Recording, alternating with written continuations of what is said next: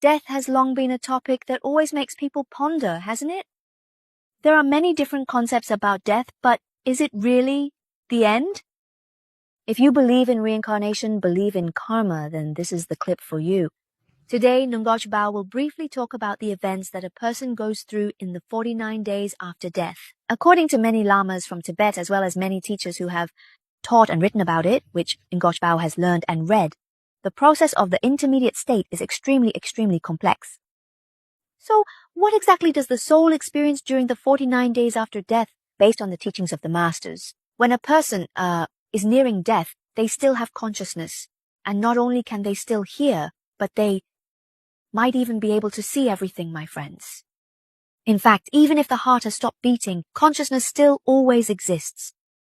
Unless we are extremely evil or extremely virtuous, in which case we will immediately transition to realms like the Pure Lands, the heavens, or descend into hell. Besides, the majority of us will pause in a very mysterious space-time called the intermediate state. Because most of us are people whose bad karma and good karma are intertwined, and this moment of the intermediate state is a very special moment. Initially, when the heartbeat of the newly deceased has just stopped, most of us still remember our name, our job, all our relatives, friends, and generally everything related to our life. However, we do not know or have forgotten that we have died. Imagine the feeling at this moment is half awake, half dreaming, and very vague, like we are dreaming.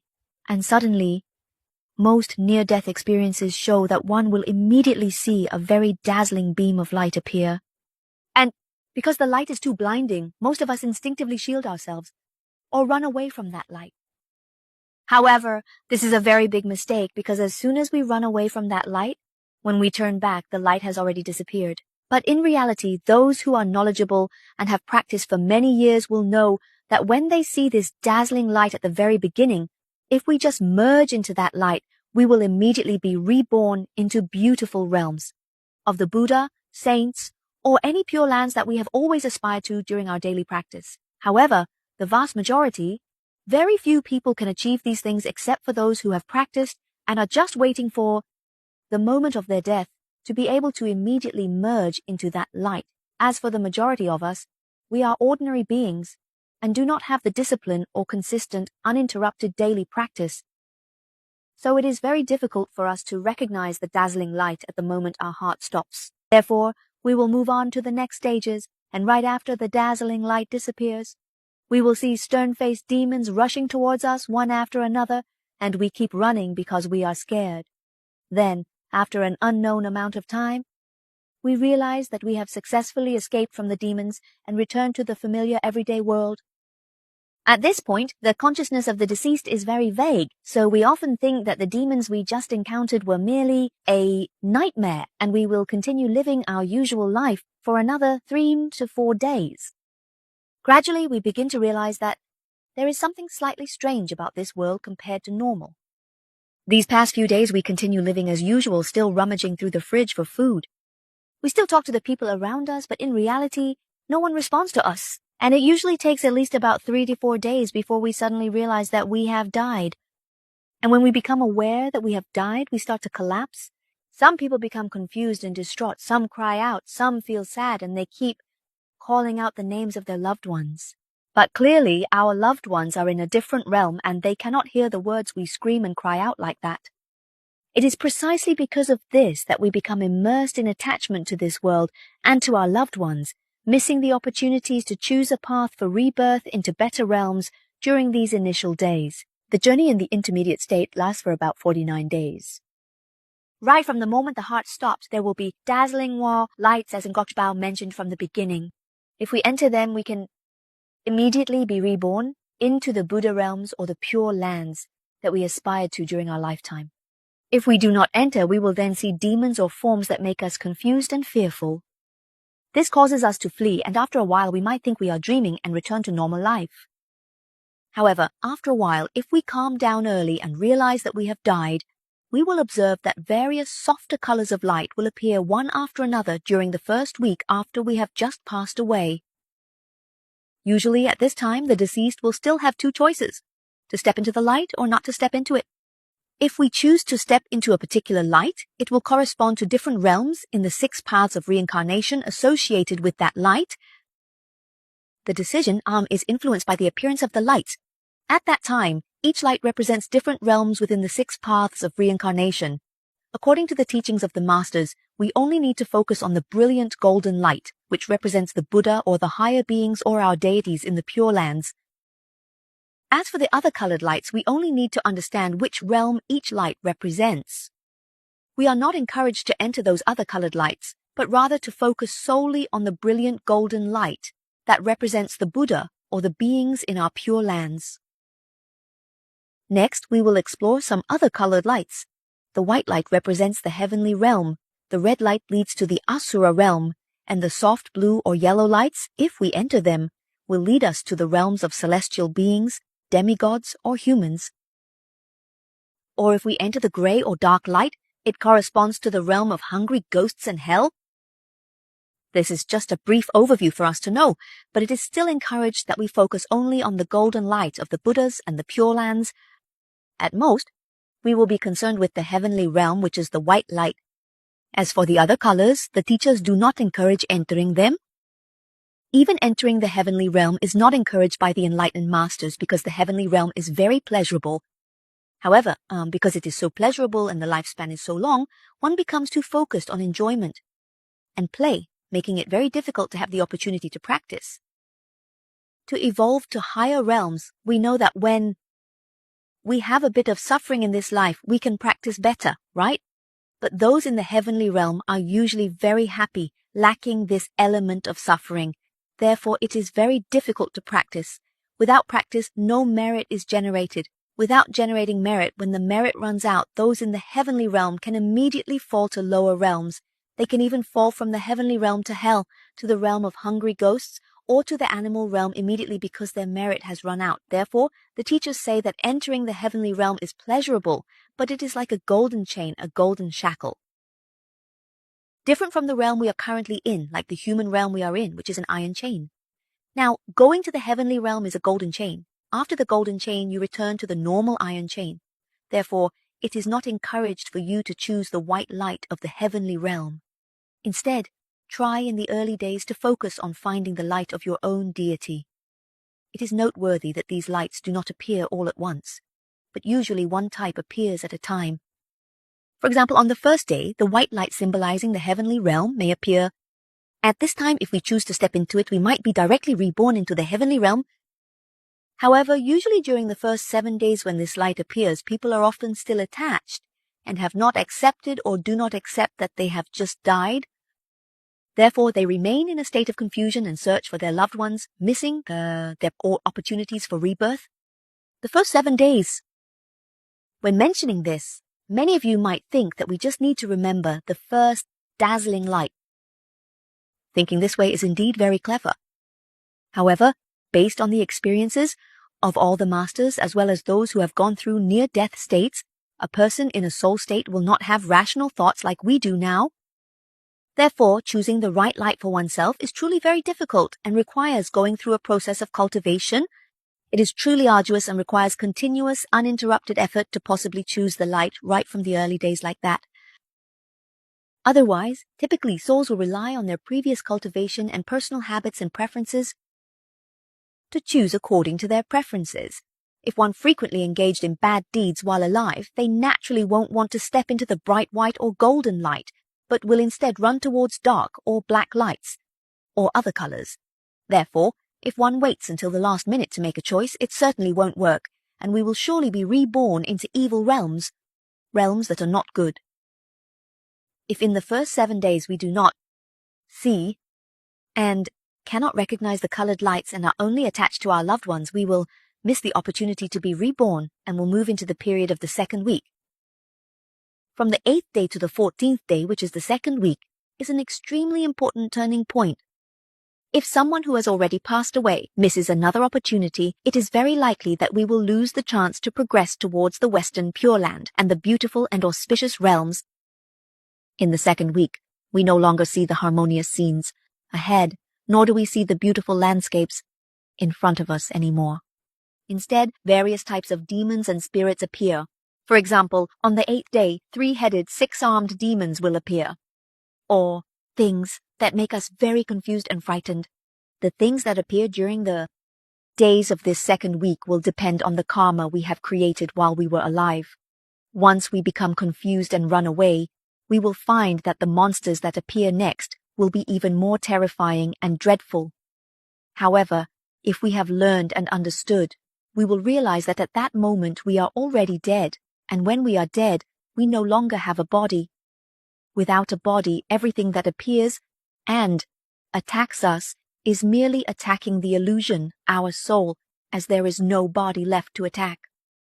Therefore, if the soul of the deceased can remain calm and face the demons and those terrifying scenes, without fear, calmly confronting them, we will discover that at the moment of confrontation, the demons will immediately disappear in an instant.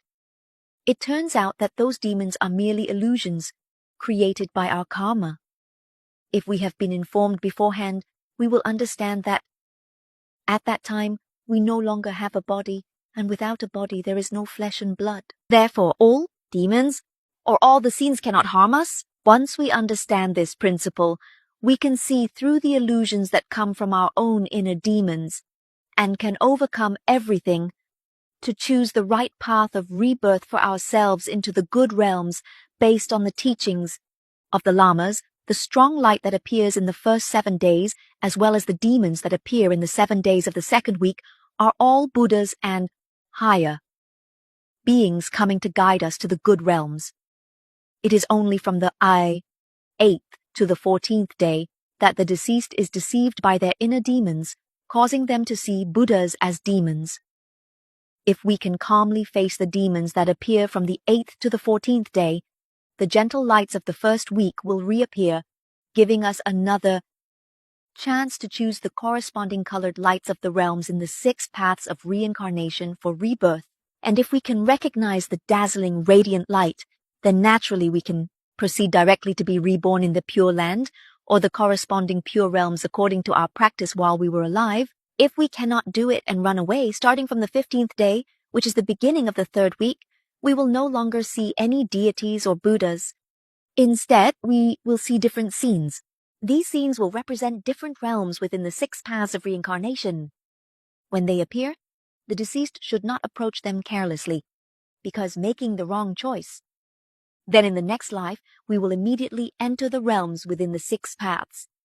And if we hastily approach these realms, it is very easy for us to mistakenly choose the path of hungry ghosts, hell, or animals, where we will experience a world much more painful than the human realm. The realms that manifest at this time are truly numerous, varying according to the karma of each person during their lifetime. However, today N.H. Bao will summarize some of the typical scenes mentioned by teachers and Tibetan lamas in some very famous books, so that we can have an overview and gain some knowledge as a guide for us to make it a bit easier to get through these 49 days.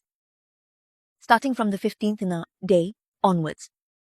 Firstly, if we see barren, desolate lands or swamps devoid of any life, then never go there because that is the entrance to the realm of hungry ghosts. Secondly, if we see a cave, never randomly enter it, or even an underground tunnel, do not enter either because that is the path leading to the realm of animals.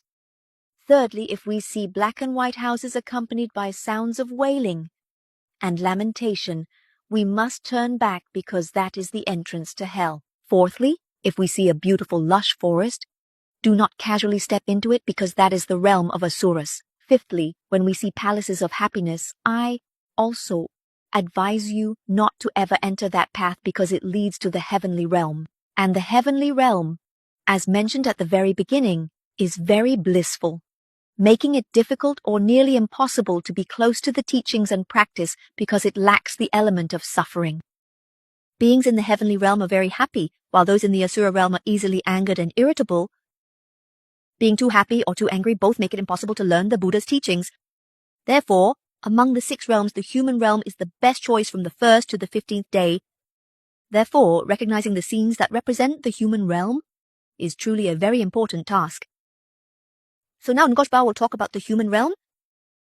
In the Buddhist scriptures, it is clearly recorded that our world is in the human realm it is divided into 4 continents: North Kuru, East Purvavideha, South Jambudvipa, which is where we are now, and West Aparagodanya.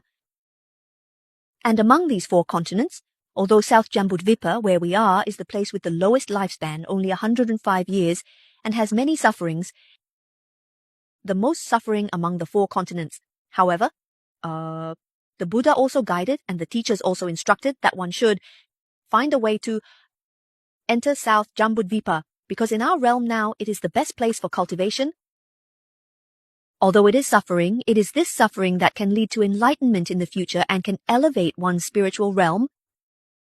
Therefore, from the 15th day onwards, we must recognize the images to be able to proceed to South Jambudvipa, which is also where the earth exists. Firstly, if we see the moon, then we must definitely not step in, because the moon represents the eastern continent of Purvavideha. Although this world is extremely peaceful and the bodies are exceptionally beautiful, it is very difficult to benefit from studying and is disadvantageous for achieving enlightenment. Secondly, if we see oxen and horses, we should not proceed because they represent the western continent of Aparagodanya. People in this world, although very wealthy and prosperous, find it very difficult to study and practice, so do not enter this place. Thirdly, if we see other animals besides horses and oxen or swans, we should not approach them because they represent the northern continent of Uttarakuru. Although people who are reborn in the northern continent of Uttarakuru have an average lifespan of 1,000 years, it is very high and they live very happily. But precisely because of this, it is not beneficial for our study and practice of Buddhism. The key point is, among the 4 continents of the world, only the southern continent of Jambudvipa is the best choice, and it can also bring us a step closer to becoming a Buddha. And the sign to recognize the southern continent of Jambudvipa is if we see high-rise buildings and people talking to each other, that is a sign indicating that the southern continent of Jambudvipa is the area where the earth exists. And if we see and are sure that we are not deceived by our past karma, then we can enter here, which is to be reborn into the human realm. And that is the basic and brief theoretical part that the Tibetan lamas and enlightened masters have left for future beings to study, as well as preparing oneself to be able to apply it whenever transitioning realms, without being confused or fearful of this death, and having a direction to follow in the spirit of dying peacefully and being reborn joyfully. In fact, although we speak of theory like this, during the intermediate state, each person will encounter different variables and real situations. No one is the same, depending on each person's karma. Your karmic forces and adversaries will come to obstruct you from seeing the truth, the real scene. For example, you are seeing a white light.